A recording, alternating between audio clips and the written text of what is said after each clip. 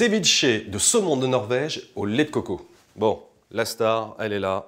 C'est un beau pavé de saumon de Norvège. Donc je vais vérifier avec le doigt s'il y a des arêtes. Il y en a encore. Donc à ce moment-là, j'ai une petite pince à épiler. J'attrape les arêtes une par une et je les enlève avec soin. Donc ceviche, ça veut dire aussi qu'on a une préparation à base de poisson cru. Donc là, je vais enlever la peau de mon poisson. Donc j'ai fait une petite entaille. Et je vais maintenant passer mon couteau bien à plat tout le long. J'ai choisi un saumon de Norvège qui est un saumon d'élevage. Donc particularité, il y a un système de traçabilité et de contrôle très strict qui a été mis en place tout au long du processus d'élevage.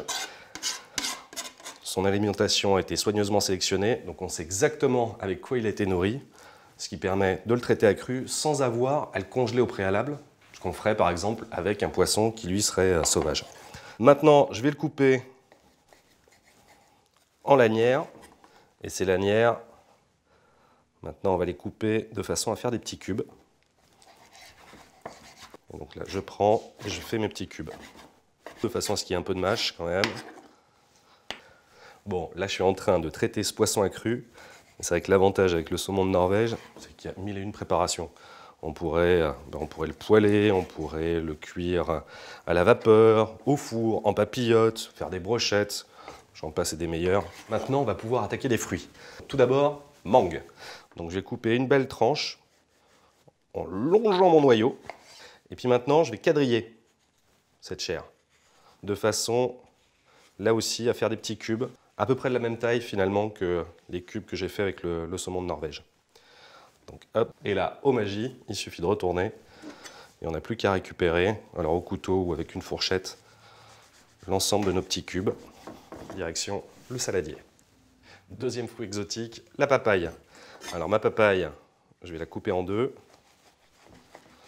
Donc avec une cuillère, je vais retirer l'ensemble de ces petits noyaux. Voilà. Une fois que c'est fait, je vais couper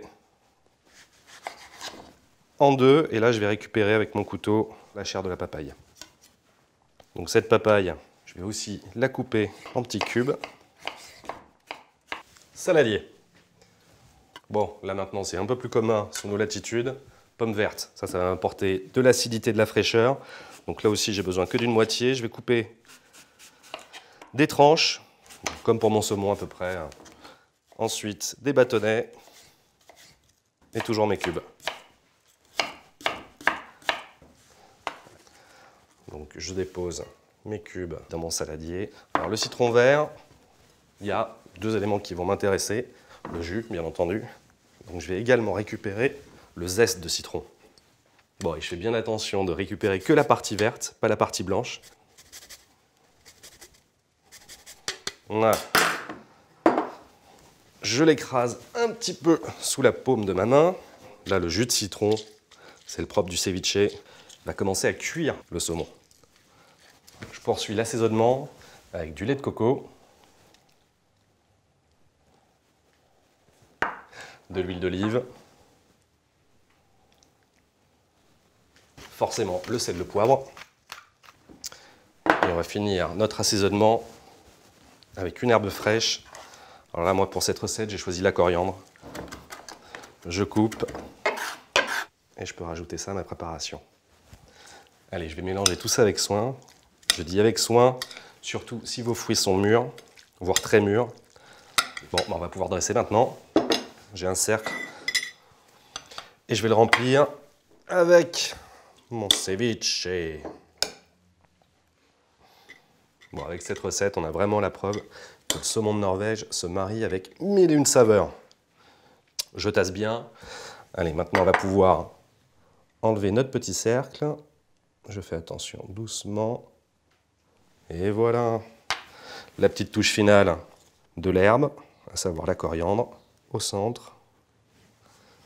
Et voici, tout en couleur et en arôme, mon ceviche de saumon de Norvège au lait de coco.